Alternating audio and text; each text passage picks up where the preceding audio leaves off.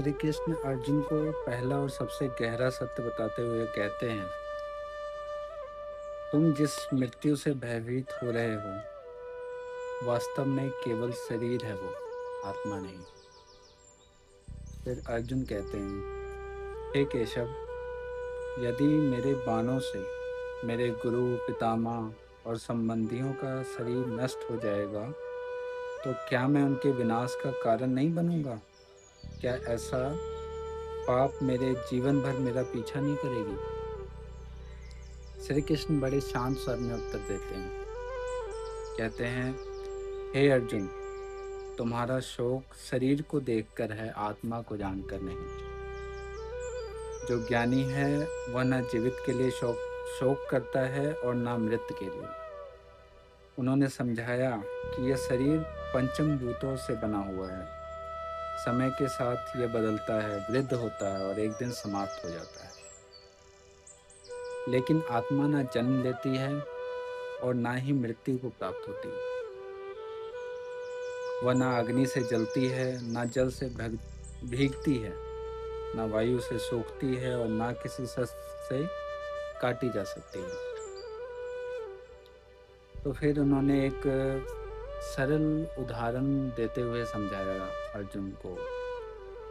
जैसे मनुष्य पुराने वस्त्र छोड़कर नए वस्त्र पहनता है, वैसे ही आत्मा पुराने शरीर का त्याग करके नया शरीर धारण करती है।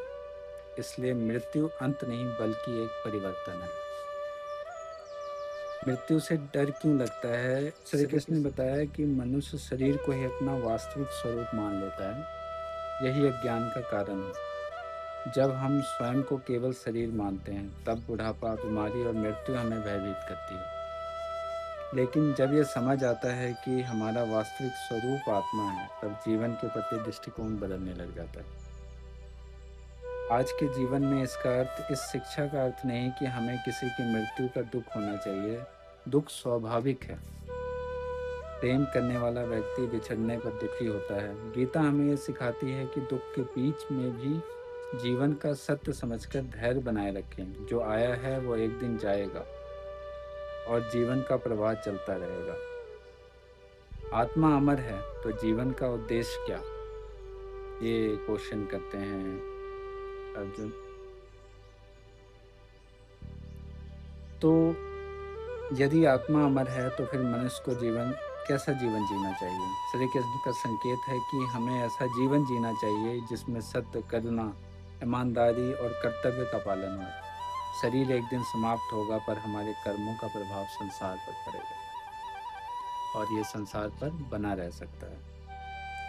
तो इसमें जो मुझे समझ आता है वो ये है कि ठीक है, मानव इंसान के लिए ये समझना बहुत मुश्किल है कि उसे शरीर से मोह ना हो या किसी इंसान से मोह ना हो। इतना आसान नहीं होता।